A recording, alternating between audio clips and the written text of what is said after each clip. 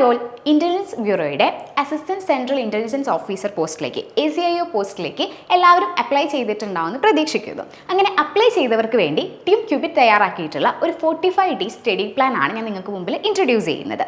Okay, അപ്പോൾ നമുക്കറിയാം ACIO വിളിച്ചിട്ടുണ്ടായിരുന്നു. കഴിഞ്ഞ ഡിസംബർ 15-ാം തീയതി വരെയായിരുന്നു നമുക്ക് അപ്ലൈ ചെയ്യാനുണ്ടായിരുന്ന ലാസ്റ്റ് ഡേറ്റ്. ഓക്കെ, ഇനി നമുക്ക് നോക്കാം നമ്മുടെ സിലബസ് എങ്ങനെയാണ് വരുന്നത്. ഏകദേശം 995 ഒഴിവുകളിലേക്കാണ് ഈ വർഷം ACIO പോസ്റ്റിലേക്ക് IB വിളിച്ചിട്ടുള്ളത്. അതുകൂടാതെ നമ്മുടെ സിലബസ് എങ്ങനെയാണ് വരുന്നത്? ഓക്കെ, നമുക്ക് 3 tiers ആയിട്ടാണ് എക്സാം വരുന്നത്. Tier 1 ഒബ്ജക്റ്റീവ് ടൈപ്പ് ആയിരിക്കും, Tier 2 ഡിസ്ക്രിപ്റ്റീവ് ടൈപ്പ് ആണ്, Tier 3 ഇൻ്റർവ്യൂ. അതിൽ Tier 1 നമുക്ക് 5 പാർട്ടായിട്ടാണ് വരുന്നത്. Current affair, general studies, numerical aptitude, reasoning or logical aptitude, English. ഓരോ പാർട്ടിലും 20 മാർക്ക് വീതം, ടോട്ടൽ 100 മാർക്സിന് 1 അവർ ഡ്യൂറേഷനിലാണ് Tier 1 എക്സാം വരുന്നത്.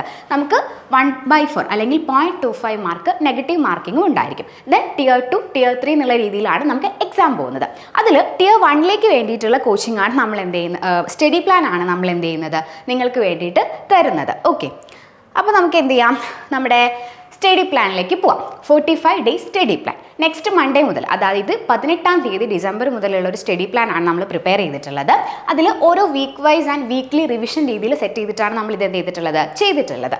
ഓക്കെ, അതിൽ 18-ാം തീയതി മുതൽ 23-ാം തീയതി വരെ നമ്മൾ ഓരോ വീക്കിലും 5 ടോപ്പിക്സും കവർ ചെയ്യുന്ന രീതിയിലാണ് ഈ ഒരു പ്ലാൻ പോകുന്നത്. അതിൽ കറണ്ട് അഫെയർസിൽ നമുക്ക് ഫസ്റ്റ് വീക്ക് എന്ത് ചെയ്യാം, government schemes and national and international news എന്നുള്ള രീതിയിൽ പോവാം. അതിൽ ഗവൺമെൻറ് സ്കീംസ് എന്താണ് വളരെ ഇമ്പോർട്ടൻ്റ് ആണ്. അത് കൃത്യമായിട്ട് ആ ഒരു ഭാഗത്തിന് നമ്മൾ വെയിറ്റേജ് കൂടുതൽ കൊടുത്ത് പ്രിപ്പയർ ചെയ്യാം. സോ പിന്നെ ജനറൽ സ്റ്റഡീസിലേക്ക് വരുമ്പോൾ ഫസ്റ്റ് വീക്കിൽ നമ്മൾ ജോഗ്രഫിയാണ് നോക്കുന്നത്, വെയിറ്റേജ് കൂടുതലുള്ള ഒരു ഏരിയ ആണ്. അപ്പം ആ വീക്ക് ജനറൽ സ്റ്റഡീസിൽ നമ്മൾ എന്തിനു വേണ്ടി മാറ്റി വയ്ക്കുക, ജോഗ്രഫിക്ക് വേണ്ടി മാറ്റിയിട്ട് വയ്ക്കാം. ന്യൂമറിക്കൽ ആപ്റ്റിറ്റ്യൂഡിലേക്ക് വരുമ്പോൾ നമ്പർ സിസ്റ്റം വെയിറ്റേജ് കൂടുതലുള്ള ടോപ്പിക്കാണ്, മിക്സ്ഡ് ആൻഡ് ഡെലിഗേഷൻ വെയിറ്റേജ് കുറവുള്ള ടോപ്പിക്കാണ്. അപ്പോൾ നമുക്ക് എന്ത് ചെയ്യാം, ആ ഒരു ബാലൻസിൽ പോകാൻ പറ്റും. ആ രീതിയിലാണ് നമ്മൾ എന്ത് ചെയ്തിട്ടുള്ളത്, ടോപ്പിക്സ് അല്ലെങ്കിൽ ഫോക്കസ് ഏരിയ സെലക്ട് ചെയ്തിട്ടുള്ളത്. റീസണിങ്ങിലേക്ക് വരുമ്പോൾ സിലോജിസം ആൻഡ് സ്റ്റേറ്റ്മെൻറ്റ് അറേഞ്ച്മെൻറ്റ്, ഈ ടോപ്പിക്സ് എന്താണ്, ഇമ്പോർട്ടൻ്റ് ആണ്. മാട്രിക്സ് വെയിറ്റേജ് കുറവുള്ള ടോപ്പിക്കാണ്. അപ്പോൾ നിങ്ങൾക്ക് എന്ത് ചെയ്യാൻ പറ്റും, ബാലൻസ് ചെയ്ത് പ്രിപ്പയർ ചെയ്യാൻ പറ്റും. ഓക്കെ, ഇംഗ്ലീഷിലേക്ക് വരുമ്പോൾ എറർ ഡിറ്റക്ഷൻ ആൻഡ് കറക്ഷൻ എന്നുള്ള ഏരിയ ആണ് നമ്മൾ എന്ത് ചെയ്യുന്നത്, ഫസ്റ്റ് വീക്ക് നോക്കുന്നത്. അപ്പോൾ ഇത്രയും ടോപ്പിക്സ് കഴിഞ്ഞ് കഴിഞ്ഞാൽ നിങ്ങൾക്ക് എന്ത് ചെയ്യാം, സൺഡേ ഒരു വീക്ക്ലി റിവിഷൻ ചെയ്യാം. അപ്പോൾ ഒരു വീക്കിലേക്ക് നമ്മൾ 2 മോക്ക് ടെസ്റ്റുകളാണ് പ്ലാൻ ചെയ്യുന്നത്. Mock test 1, mock test 2. ആ 2 മോക്ക് ടെസ്റ്റുകൾ നിങ്ങൾ എടുക്കുക, അതിൻ്റെ അനാലിസിസ് കൃത്യമായിട്ട് ചെയ്യാം. ഏത് ഏരിയ ആണ് നിങ്ങൾക്ക് ഡിഫിക്കൽട്ടായിട്ട് ഫീൽ ചെയ്യുന്നത് എന്നുള്ള കാര്യങ്ങളൊക്കെ ഓരോ വീക്കും മുതൽ തന്നെ നിങ്ങൾ എന്ത് ചെയ്യുക, കൃത്യമായിട്ട് നോക്കിയിട്ട് പോകും. അപ്പോൾ നമ്മൾ എന്ത് ചെയ്തു, വീക്ക് 1 കംപ്ലീറ്റ് ചെയ്തു. അപ്പോൾ ഒരു വീക്ക് 1 നിങ്ങൾ സക്സസ്ഫുൾ ആയിട്ട് കംപ്ലീറ്റ് ചെയ്താൽ നിങ്ങൾക്ക് എന്ത് ചെയ്യാം, ഒരു സെൽഫ് റിവാർഡൊക്കെ കൊടുക്കുക. അത് നിങ്ങൾക്ക് ഇഷ്ടമുള്ള കാര്യം, ഒരു ഇഷ്ടമുള്ള ഫുഡ് കഴിക്കാം, അല്ലെങ്കിൽ ഇഷ്ടമുള്ള പാട്ട് കേട്ടിട്ടോ നിങ്ങളുടെ സ്റ്റഡീസിനെ ഡിസ്ട്രാക്ട് ചെയ്യാത്ത രീതിയിൽ നിങ്ങൾക്ക് എന്ത് ചെയ്യാം, നിങ്ങൾക്ക് ഒരു സെൽഫ് റിവാർഡ് ചെയ്യാം. ഓക്കെ, അപ്പോൾ നമ്മൾ വീക്ക് 1 കംപ്ലീറ്റ് ചെയ്തു. ഇനി നമുക്ക് എന്ത് ചെയ്യാം, വീക്ക് 2ലേക്ക് പോവാം. വീക്ക് 2ലും നമ്മൾ ഈ 5 ടോപ്പിക്സും വരുന്നുണ്ട്, 5 പാർട്ടും വരുന്നുണ്ട്. അതിൽ നമുക്ക് ഫോക്കസ് ഏരിയാസ് വരുന്നുണ്ട്. അപ്പം നമുക്ക് വീക്ക് 2ൽ എത്ര മോക്ക് ടെസ്റ്റുകളായിരിക്കും വരിക, mock test 3 and mock test 4. ഇവിടെയും അവാർഡ്സ് ആൻഡ് ഹോണേഴ്സ് എന്താണ്, കറണ്ട് അഫെയറിൽ ഇമ്പോർട്ടൻ്റ് ആയിട്ടുള്ളൊരു പാർട്ടാണ്. ജനറൽ സ്റ്റഡീസിലേക്ക് വരുമ്പോൾ ഹിസ്റ്ററിയാണ് നിങ്ങൾ ഇമ്പോർട്ടൻ്റ് ആയിട്ട് നോക്കേണ്ടത്. ഡാൻസിന് വെയിറ്റേജ് കുറവാണെങ്കിൽ നിങ്ങൾക്ക് പഠിച്ചെടുത്ത് കഴിഞ്ഞാൽ മാർക്ക് സ്കോർ ചെയ്യാൻ പറ്റുന്ന ഏരിയ ആണ്. അപ്പോൾ ഡാൻസും എന്ത് ചെയ്യുക, ആ വീക്കിൽ തന്നെ നിങ്ങൾ ഫോളോ ചെയ്യുക. ന്യൂമറിക്കൽ ആപ്റ്റിറ്റ്യൂഡിൽ ഡാറ്റ ഇൻ്റർപ്രിട്ടേഷൻ ആണ് എന്ത്, വെയിറ്റേജ് കൂടുതലുള്ള പോർഷൻ. സിംപ്ലിഫിക്കേഷൻ നിങ്ങളിത് സ്റ്റാർട്ട് ചെയ്യുമ്പോൾ തന്നെ നിങ്ങൾക്ക് അതിൻ്റെ കൂടെ പാരലലായിട്ട് പോകാൻ പറ്റും. ഓക്കെ, റീസണിങ്ങിലേക്ക് seating arrangement, alphabet series. Okay, ഈ ഒരു ഏരിയ ആണ് മാത്തമാറ്റിക്കൽ ഓപ്പറേഷൻസ്. ഇതാണ് വെയിറ്റേജ് കൂടുതൽ വരുന്നത്. എംബ്രെഡ് ഫിഗേഴ്സ് നിങ്ങൾ എന്ത് ചെയ്യുക, അതിൻ്റെ കൂടെ പാരലലായിട്ട് പോവാം. ഓക്കെ, ദെൻ ഇംഗ്ലീഷിൽ fill in the blanks. Maximum നിങ്ങൾ എന്ത് ചെയ്യുക, ഇംഗ്ലീഷിലൊക്കെ PYQs തന്നെ, പ്രീവിയസ് ഇയർ ക്വസ്റ്റ്യൻസ് തന്നെ നിങ്ങൾ എന്ത് ചെയ്യുക, നോക്കാം. ഓക്കെ, അപ്പോൾ നമ്മൾ വീക്ക് 2 കംപ്ലീറ്റ് ചെയ്തു, 2 മോക്ക് ടെസ്റ്റുകൾ എടുത്തു, അനാലിസിസ് ചെയ്യുക, വീക്ക്ലി റിവിഷൻ, ഈ ടോപ്പിക്കിൻ്റെ വീക്ക്ലി റിവിഷൻ ചെയ്യുക. അതിൻ്റെ കൂടെ നിങ്ങൾ വീക്ക് 1ൽ ചെയ്തിട്ടുള്ള ടോപ്പിക്സിൻ്റെയും കൂടെ എന്ത് ചെയ്യാം, റിവിഷനായിട്ട് നമുക്ക് പോകാൻ പറ്റും. ഓക്കെ, അപ്പോൾ ഇത്രയും വീക്സ് നമ്മൾ എന്ത് ചെയ്തിട്ടുണ്ട്, കംപ്ലീറ്റ് ചെയ്തിട്ടുണ്ട്. ഓക്കെ, അത് കഴിഞ്ഞാൽ നമുക്ക് ഇനിയുള്ളത് എന്താണ്, വീക്ക് 3 ആണ്. ഓക്കെ, വീക്ക് 3ൽ കറണ്ട് അഫെയർസിൽ നമ്മൾ പോകുന്നത് പേഴ്സണാലിറ്റീസ് ഇൻ ന്യൂസ്, ആ ഒരു ടോപ്പിക്കാണ് മെയിനായിട്ട് നമ്മൾ നോക്കുന്നത്. ദെൻ ജനറൽ സ്റ്റഡീസിലേക്ക് സ്പോർട്സ്, അതിൻ്റെ കൂടെ തന്നെ മ്യൂസിക്കൽ ഇൻസ്ട്രുമെൻസും കൂടെ നിങ്ങൾ നോക്കാം. ന്യൂമറിക്കൽ ആപ്റ്റിറ്റ്യൂഡിലേക്ക് വരുമ്പോൾ മെൻസ്ട്രേഷൻ ആണ് ഇമ്പോർട്ടൻറ്റ്. റേഷ്യോ ആൻഡ് പ്രപ്പോർഷനും ഒരുപോലെ വെയിറ്റേജ് ഉള്ളതാണ്. ബാക്കിയുള്ള ഭാഗങ്ങളിലേക്ക് വരുമ്പോൾ ഏകദേശം ഒരേ വെയിറ്റേജ് ആണ് ന്യൂമറിക്കൽ ആപ്റ്റിറ്റ്യൂഡിന് എല്ലാ ടോപ്പിക്സിനും വരുന്നത്. ഓക്കെ, അത് കഴിഞ്ഞ് റീസണിങ്ങിലുള്ള ടോപ്പിക്സ് ഉണ്ട്. ഇംഗ്ലീഷിൽ നമുക്ക് ജംബിൾഡ് ഓർഡറിൽ പാരഗ്രാഫിന് അറേഞ്ച് ചെയ്യാനുള്ള ആ ഒരു ഏരിയയും കൂടെ എന്ത് ചെയ്യാം, വീക്ക് 3ൽ നമുക്ക് കവർ ചെയ്യാം. 5 and 6 മോക്ക് ടെസ്റ്റുകളും നമുക്ക് എടുക്കാം, അതിൻ്റെ അനാലിസിസും ചെയ്യാം. ഓക്കെ, അപ്പോൾ ആ വീക്ക് നമ്മൾ എന്ത് ചെയ്തു, കംപ്ലീറ്റ് ചെയ്തു.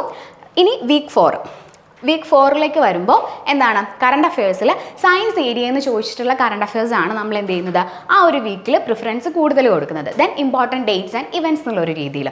ഓക്കെ, ജനറൽ സ്റ്റഡീസിൽ ബയോളജി ഇമ്പോർട്ടൻ്റ് ആണ്, അതിൻ്റെ കൂടെ നമ്മൾ എന്ത് ചെയ്യുന്നുണ്ട്, ആർട്ട് ആൻഡ് കൾച്ചറും എക്കണോമിക്സും കൂടെ ആ ഒരു വീക്കിലേക്ക് ആഡ് ചെയ്തിട്ടുണ്ട്. ന്യൂമറിക്കൽ ആപ്റ്റിറ്റ്യൂഡിൽ ടൈം ആൻഡ് വർക്ക് ആണെങ്കിലും ആവറേജ് ആണെങ്കിലും ഒരുപോലെ ഇമ്പോർട്ടൻ്റ് ആയിട്ടുള്ള ഏരിയ ആണ്. അപ്പോൾ അത് ഈക്വൽ ഇമ്പോർട്ടൻസ് കൊടുത്തിട്ട് തന്നെ ആ വീക്കിൽ കവർ ചെയ്യുക. റീസണിങ്ങിലേക്ക് വരുമ്പോൾ നമ്പർ സീരീസ്, മിറർ ഇമേജ്, ഇത് രണ്ടും എന്താണ്, ഇമ്പോർട്ടൻ്റ് ഏരിയാസ് ആണ്. ഡിസ്റ്റൻസ് ആൻഡ് ഡിറക്ഷനും ഡിക്ഷണറി നിങ്ങൾക്ക് എന്ത് ചെയ്യാം, അതിൻ്റെ കൂടെ കുറച്ച് ക്വസ്റ്റ്യൻസ് നോക്കിയിട്ട് എന്ത് ചെയ്യാൻ പറ്റും, പോകാൻ പറ്റും. ഇംഗ്ലീഷിലേക്ക് വരുമ്പോൾ ഇഡിയംസ് കൃത്യമായിട്ട് നോക്കും, വെയിറ്റേജ് കൂടുതലുള്ള ഒരു ഭാഗമാണ് ഇഡിയംസ്. ഇംഗ്ലീഷിനെല്ലാം ഒരേ രീതിയിൽ നിങ്ങൾക്ക് പോകാൻ പറ്റും. ഓക്കെ, ദെൻ വീക്ക് 5ലേക്ക് വരുമ്പോൾ കറണ്ട് അഫയേഴ്സിൽ books and authors, head quarters of organisation എന്നുള്ള 2 ടോപ്പിക്കാണ് നമ്മൾ ആഡ് ചെയ്തിട്ടുള്ളത്.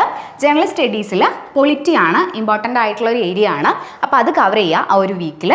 അതിൻ്റെ കൂടെ കുറച്ച് ബുക്സ് ആൻഡ് ഓതേഴ്സും കൂടെ നിങ്ങൾക്ക് എന്ത് ചെയ്യാം, നോക്കി വയ്ക്കാം. ദെൻ ന്യൂമറിക്കൽ ആപ്റ്റിറ്റ്യൂഡിൽ പെർസെൻറ്റേജ് ആണെങ്കിലും simple interest and compound interest, SI and CA ആണെങ്കിലും ഒരേപോലെ വെയിറ്റേജ് ഉള്ള കാര്യങ്ങളാണ്. അപ്പോൾ അതും കൂടെ എന്ത് ചെയ്യുക, ആ വീക്കിൽ പോവുക. റീസണിങ്ങിലേക്ക് വരുമ്പോൾ Venn diagram, coding and decoding, cube and dice, ഇത്രയും സംഭവങ്ങളാണ് നമ്മൾ എന്ത് ചെയ്തിട്ടുള്ളത്, വീക്ക് 5ലേക്ക് നമ്മൾ കൊടുത്തിട്ടുള്ളത്. വീക്ക് 5ലേക്ക് വരുമ്പോൾ നിങ്ങൾക്ക് മോക്ക് ടെസ്റ്റ് 9ഉം മോക്ക് ടെസ്റ്റ് 10ഉം കംപ്ലീറ്റ് ചെയ്യാം. ഓക്കെ, ദെൻ വീക്ക്ലി റിവിഷൻ നടത്താം. ആ വീക്ക്ലി റിവിഷൻ്റെ കൂടെ തന്നെ അതിൻ്റെ മുൻപത്തെ വീക്കുകളിൽ 1, 2, 3, 4 4 വീക്കുകളിൽ നമ്മൾ ചെയ്തിട്ടുള്ള അല്ലെങ്കിൽ നമ്മൾ പഠിച്ചിട്ടുള്ള കാര്യങ്ങൾ നിങ്ങൾക്ക് എന്ത് ചെയ്യാം, റിവൈസ് ചെയ്യാം. ഓക്കെ, ഇനി നമുക്ക് വീക്ക് 6ൽ നമ്മൾ എന്താണ് കൊടുത്തിട്ടുള്ളത് നോക്കാം. വീക്ക് 6ലേക്ക് വരുമ്പോൾ ഡിഫൻസിൽ വരുന്ന കറണ്ട് അഫയേഴ്സ് ആണ് നമ്മൾ എന്ത് ചെയ്യുന്നത്, കൂടുതലായിട്ടും നോക്കുന്നത്. പിന്നെ വരുമ്പോൾ ഫിസിക്സും കെമിസ്ട്രിയും ഫെസ്റ്റിവൽസും ഞാൻ എന്ത് ചെയ്തിട്ടുണ്ട്, വീക്ക് 6ലേക്ക് കൊടുത്തിട്ടുണ്ട്. ഫിസിക്സും കെമിസ്ട്രിയും ഒരുപോലെ ഇമ്പോർട്ടൻ്റ് ആണ്. അതിൻ്റെ കൂടെ ഫെസ്റ്റിവൽസ് നമുക്ക് ഇൻട്രസ്റ്റിംഗ് ആയിട്ട് എന്താ പറയുക, മെയിൻ സബ്ജക്ട്സിൻ്റെ കൂടെ കുറച്ച് ഇൻട്രസ്റ്റിംഗ് ആയിട്ട് പഠിക്കാൻ പറ്റുന്ന ഏരിയാസ് ആണ് എന്ത്, ഇപ്പോൾ ഈ ഡാൻസ് ആണെങ്കിലും ഫെസ്റ്റിവൽസ് ആണെങ്കിലും മ്യൂസിക് ആണെങ്കിലും ഒക്കെ. അപ്പോൾ അതും കൂടെ ആഡ് ചെയ്തിട്ടാണ് ജനറൽ സ്റ്റഡീസിൻ്റെ ഒരു ഏരിയ പോകുന്നത്. ഓക്കെ, പിന്നെ ന്യൂമറിക്കൽ ആപ്റ്റിറ്റ്യൂഡിൽ profit and loss, time, speed and distance, ഇത്രയും കാര്യങ്ങൾ നിങ്ങൾ എന്ത് ചെയ്യുക, ആ ഒരു ന്യൂമറിക്കൽ ആപ്റ്റിറ്റ്യൂഡിൽ നോക്കുക. റീസണിങ്ങിൽ figure series, figure completion, classification, ഇത്രയും കാര്യങ്ങൾ എന്ത് ചെയ്യാം, നിങ്ങൾക്ക് PYQs അതായത് മോക്ക് ടെസ്റ്റുകൾ ചെയ്തിട്ടോ ടോപ്പിക് ടെസ്റ്റുകൾ ചെയ്തിട്ടോ നിങ്ങൾക്ക് എന്ത് ചെയ്യാൻ പറ്റും, കവർ ചെയ്യാൻ പറ്റും. അപ്പോൾ ഓരോ ടോപ്പിക്ക് നിങ്ങൾ കവർ ചെയ്യുന്നതിൻ്റെ കൂടി നിങ്ങൾ എന്ത് ചെയ്യുക, അതിൻ്റെ ടോപ്പിക് ടെസ്റ്റുകളും കൂടെ എടുക്കാം. ഓക്കെ, പിന്നെ ഇംഗ്ലീഷിൽ സ്പെല്ലിംഗ്, 1 വേർഡ് സബ്സ്റ്റിറ്റ്യൂഷൻ, ഇത്രയും കാര്യങ്ങളാണ് എന്ത് ചെയ്തിട്ടുള്ളത്, വീക്ക് 6ലേക്ക് നമ്മൾ ആഡ് ചെയ്തിട്ടുള്ളത്. സോ വീക്ക് 6 ആകുമ്പോൾ നമ്മൾ മോക്ക് ടെസ്റ്റ് 11ഉം മോക്ക് ടെസ്റ്റ് 12ഉം നമ്മൾ എന്ത് ചെയ്യും, കംപ്ലീറ്റ് ചെയ്യും. അപ്പോൾ ഇത്രയും ചെയ്യുന്നതോടുകൂടി നമ്മളൊരു 12 മോക്ക് ടെസ്റ്റുകളും അതുപോലെ എക്സാമിൽ വരുന്ന ഇമ്പോർട്ടൻ്റ് ആയിട്ടുള്ള ഫോക്കസ് ഏരിയാസ് നമ്മൾ എന്ത് ചെയ്യുന്നുണ്ട്, ഇത്രയും ഡേയ്സിൽ നമ്മൾ കവർ ചെയ്ത് പോകുന്നുണ്ട്. അപ്പോൾ ഇത് ഒരു ജസ്റ്റ് ഒരു ഓർഡർ തന്നതാണ്, നിങ്ങൾക്ക് നിങ്ങളുടേതായ രീതിയിൽ അതിൽ എന്ത് ചെയ്യാം, മാറ്റങ്ങൾ വരുത്താം. ഇപ്പോൾ ഈസി ആയിട്ടുള്ള ഏരിയാസ് ഉണ്ടായിരിക്കും ചിലർക്ക്, അതിന് ചിലപ്പോൾ കുറച്ച് സമയം മതിയായിരിക്കും. നിങ്ങൾക്ക് കൂടുതൽ സമയം വേണ്ടുന്ന ടോപ്പിക്സിന് നിങ്ങൾക്ക് റീഅറേഞ്ച് ചെയ്യാം, നിങ്ങളുടേതായ രീതിയിൽ അതിൽ മാറ്റങ്ങൾ വരുത്താം. അപ്പോൾ സെൽഫ് സ്റ്റഡി ചെയ്യുന്നവർക്ക്, അപ്പോൾ നിങ്ങൾ ജോലിയുടെ കൂടെ സെൽഫ് സ്റ്റഡി ചെയ്യുന്നവരാവാം, അല്ലെങ്കിൽ എന്തെങ്കിലും പഠിക്കുന്നതിൻ്റെ കൂടെ ഈ ഒരു പ്രിപ്പറേഷൻ ചെയ്യുന്നവരാവാം. അപ്പോൾ അതിൻ്റെയൊക്കെ കൂടെ പാരലലായിട്ട് നിങ്ങൾക്ക് ചെയ്യാൻ പറ്റുന്ന രീതിയിലാണ് നമ്മൾ എന്ത് ചെയ്തിട്ടുള്ളത്, ഈ ഒരു സ്റ്റഡി പ്ലാൻ ചെയ്തിട്ടുള്ളത്. അപ്പോൾ ഇതെന്ത് ചെയ്യുക, കൃത്യമായിട്ട് ഫോളോ ചെയ്യുക. അപ്പോൾ ഈ ഒരു സ്റ്റഡി പ്ലാൻ കംപ്ലീറ്റ് ചെയ്ത് കഴിഞ്ഞാൽ നമ്മൾ ഓൾമോസ്റ്റ് 28-ാം തീയതി എന്ത് ചെയ്യുന്നുണ്ട്, നമ്മുടെ സ്റ്റഡി പ്ലാൻ നമ്മൾ എന്ത് ചെയ്യുന്നുണ്ട്, കംപ്ലീറ്റ് ചെയ്യുന്നുണ്ട്. അപ്പോൾ അതോടുകൂടിയിട്ട് നിങ്ങൾക്ക് എന്ത് ചെയ്യാൻ പറ്റും, ടോപ്പിക്സ് എല്ലാം കവർ ചെയ്ത് പോകാൻ പറ്റും. അത് കഴിഞ്ഞാൽ നിങ്ങൾക്ക് എന്ത് ചെയ്യാം,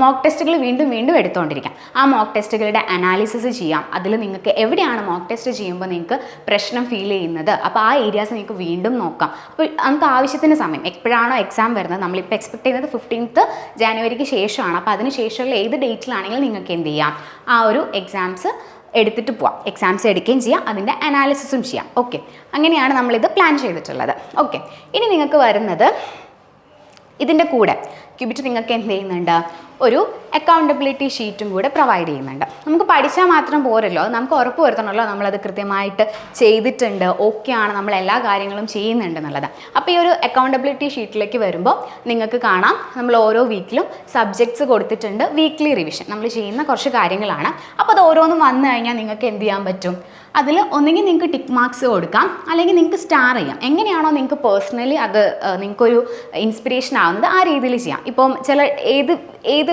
സബ്ജക്റ്റിനാണ് നിങ്ങൾ കൂടുതൽ സാറ്റിസ്ഫൈഡ് ആയിട്ടുള്ളത് അത്ര സബ്ജക്ട്സിൽ നിങ്ങൾക്ക് ഒരു 5 സ്റ്റാർ വരെയൊക്കെ പോവാം. എന്നിട്ട് നിങ്ങൾക്ക് തന്നെ ആ ഒരു അനാലിസിസ് ബേസ് ചെയ്തിട്ട് സ്റ്റാർ ചെയ്തിട്ടോ അല്ലെങ്കിൽ ടിക്സ് മാർക്ക് കൊടുത്തിട്ടോ നിങ്ങൾക്ക് എന്ത് ചെയ്യാം, നമ്മുടെ അക്കൗണ്ടബിലിറ്റി ഷീറ്റ് കംപ്ലീറ്റ് ചെയ്യാം. ഓക്കെ, അപ്പോൾ സബ്ജക്ട് വൈസ് നിങ്ങൾക്ക് എന്ത് ചെയ്യാം, അതിൻ്റെ സ്റ്റാറ്റസ് നമ്മുടെ അക്കൗണ്ടബിലിറ്റി ഷീറ്റിൽ ചെയ്യാം. ടെസ്റ്റ് സീരീസ് വരുമ്പോൾ ഓരോ ടെസ്റ്റ് സീരീസിനും എന്ത് ചെയ്യാം, നിങ്ങൾക്ക് സ്റ്റാറ്റസ് കൊടുക്കാം. നിങ്ങളുടെ മാർക്കിനെ ബേസ് ചെയ്തിട്ട് ടിക്ക് മാർക്സ് അല്ലെങ്കിൽ എന്ത് ചെയ്യാം, സ്റ്റാർസ് കൊടുക്കാം. നിങ്ങളുടെ മാർക്ക് അവിടെ നോട്ട് ചെയ്ത് വെക്കാം. അപ്പോൾ കൃത്യമായിട്ട് നിങ്ങൾക്ക് എന്ത് ചെയ്യാൻ പറ്റും, ഇത് നോക്കാൻ പറ്റും. ഓക്കെ, നമ്മുടെ എല്ലാ വീക്കിനുള്ള അക്കൗണ്ടബിലിറ്റി ഷീറ്റും നമ്മൾ എന്ത് ചെയ്യുന്നുണ്ട്, നിങ്ങൾക്ക് തരുന്നുണ്ട്. 6 വീക്ക് വരെയുള്ള അക്കൗണ്ടബിലിറ്റി ഷീറ്റ്. ഓക്കെ, അപ്പോൾ ഇങ്ങനെയാണ് എന്ത് ചെയ്യുന്നത്, നമ്മൾ ഈ ഒരു 45 ഡേയ്സ് സ്റ്റഡി പ്ലാൻ നിങ്ങൾക്ക് തരുന്നത്. അപ്പോൾ ഇതിൻ്റെ കൂടെ നിങ്ങൾക്ക് നിങ്ങളുടേതായ രീതിയിൽ ചേഞ്ചസും കാര്യങ്ങളൊക്കെ വരുത്തിയിട്ട് എന്ത് ചെയ്യാം, പ്രിപ്പയർ ചെയ്യാം. നിങ്ങളുടെ ടോപ്പിക്സ് കംപ്ലീറ്റ് ആയിട്ട് കവർ ചെയ്യുക. അതിൻ്റെ കൂടെ നിങ്ങളുടെ ഇതുപോലെ മോക്ക് ടെസ്റ്റുകൾ കൃത്യമായിട്ട് എടുക്കുക. അതിനുശേഷം എക്സാം ഡേറ്റ് വരുന്നതിന് തൊട്ട് മുൻപായിട്ട് എന്ത് ചെയ്യുക, ഒരു 2 ഡേയ്സ് 3 ഡേയ്സ് ഒക്കെ നിങ്ങൾക്കൊന്ന് റിലാക്സ് ചെയ്യുന്ന രീതിയിൽ, ജസ്റ്റ് അതിൻ്റെ ടോപ്പിക്സ് മാത്രം ഒന്ന് നിങ്ങൾ റിവൈസ് ചെയ്യുന്ന രീതിയിൽ റിലാക്സ് ചെയ്ത് നിങ്ങൾ എന്ത് ചെയ്യുക, പോയി എക്സാം എഴുതുക. ഓക്കെ, അപ്പം എഴുതുന്ന എല്ലാവർക്കും all the very best. Disciplined ആയിട്ട് കൺസിസ്റ്റൻ്റ് ആയിട്ട് നിങ്ങളുടെ പ്രിപ്പറേഷൻ മുന്നോട്ട് പോകട്ടെ. എക്സാം നിങ്ങൾക്ക് ക്ലിയർ ചെയ്യാൻ പറ്റട്ടെ. അതിൻ്റെ കൂടെ നമ്മുടെ ഈ ഒരു സ്റ്റഡി പ്ലാൻ നിങ്ങൾക്ക് ഹെൽപ്ഫുൾ ആയിട്ട് വരട്ടെ എന്ന് ആശംസിക്കുന്നു. Thank you. മറ്റൊരു വീഡിയോയിൽ കാണാം. ബൈ.